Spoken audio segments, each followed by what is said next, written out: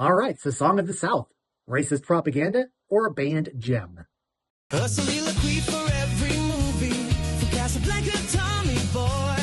He's here, it's him, it's Andrew Toy. So I had the pleasure of watching Song of the South last week. I saw it a time or two as a child, and I only remember two things. I remember, for some reason, the boy was dressed up in a dress at one point. And then I also remember I skipped all the commercial stuff and just went straight to the cartoons. So I don't know how those two correlate, maybe, but that's the beauty of like a VHS. You could see what you're skipping. There was probably a time where I thought Song of the South was banned because the boy was dressed in a dress, but that is not at all the issue. So yes, I watched it somewhat as a child. I do remember Splash Mountain making its opening debut. And from what I've read, I've seen that they've taken the ride down and replaced it with the Frog Princess. And I don't like that. I love Splash Mountain. Splash Mountain was my favorite ride at Disney. At any rate, I was able to revisit Song of the South recently, and I was able to watch it with 20/20 vision. And I want to touch on the controversy first, and then I want to discuss it as a film. So you probably heard that Song of the South glorifies slavery, when in fact it doesn't glorify it. It wishes it away. It pretends that slavery was never a thing. It takes place during the Reconstruction era, so there was a lot of tension between white and black and slavery and plantations. There was so much built-up tension that this film already had a controversial headline before it even hit the first theaters in Atlanta, Georgia.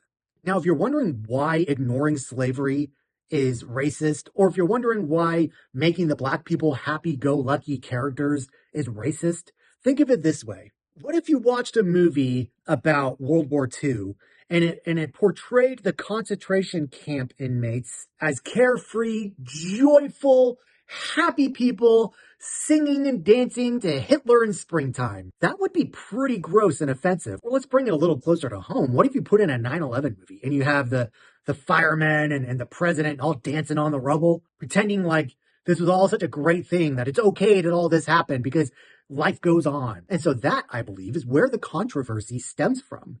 Now, I can defend Walt Disney and his company and say that they had the best intentions in mind. I can also very much understand where the protesters are coming from. So I see it both ways.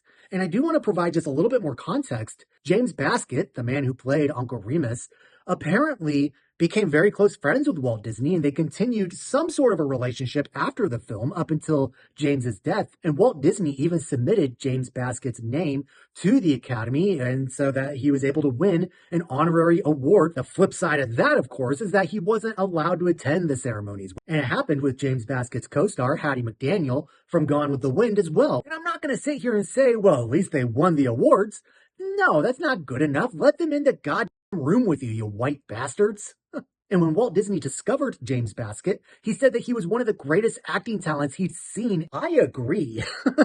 This man knew how to act. And Disney even said that he didn't really even need much direction. Anybody else playing this role of Uncle Remus, who's just always smiling, always happy, telling stories to the neighborhood kids, and just, it could have gone off real bad if it was anybody else playing this role. But James Baskett just has this natural charm and charisma, very much like Will Smith used to have in his earlier movies. Like, it just, you can't take your eyes off of him because he's just so infectious, and he just makes you feel good to watch him, and like you're in a good space. James Baskett absolutely deserved the award. It was a fantastic performance. He took something so silly and cheesy, but made it genuine.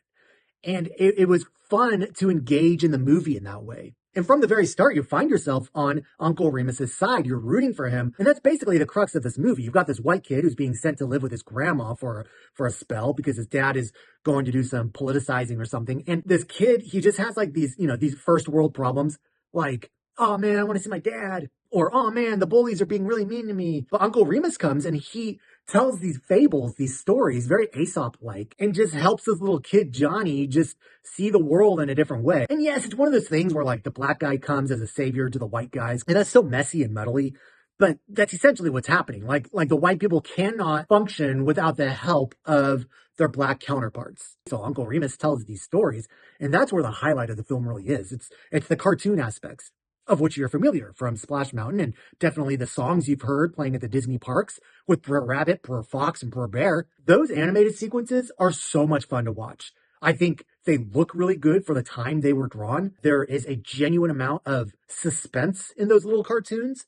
It's like taking a Bugs Bunny cartoon and leveling it up to be like, not just like funny and slapstick, but leveling it up to be kind of suspenseful in some parts. Like, ooh, how is he going to get out of this situation?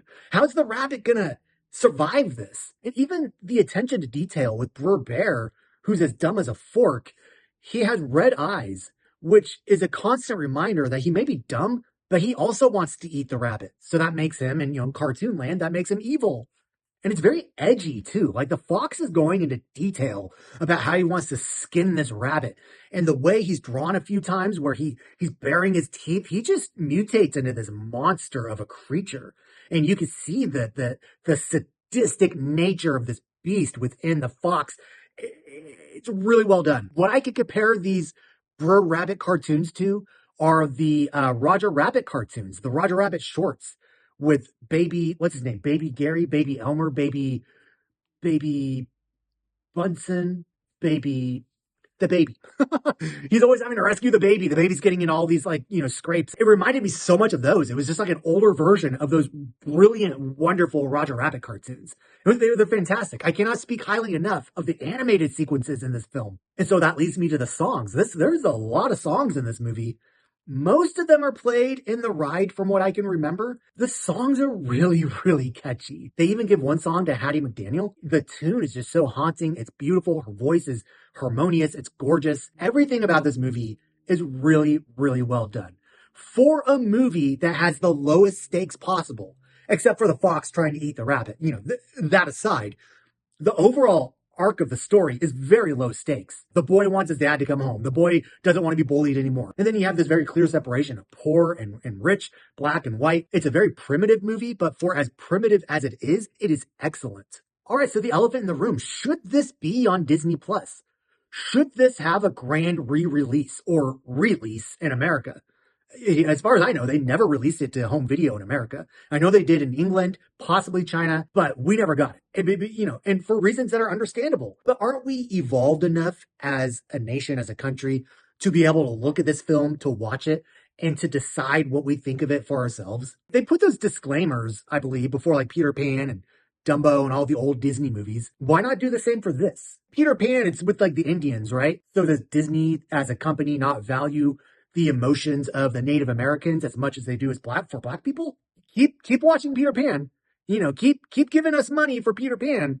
We'll sell the figurines and all that stuff. We'll keep the ride open, even though we call Native Americans Indians. Disney, the company, has taken a stance saying that black people are better than Indians. And they may say that all these different ethnicities are equal, but it's kind of funny that Bob Iger appointed yet another old white man to helm the company, to take his place in a couple weeks.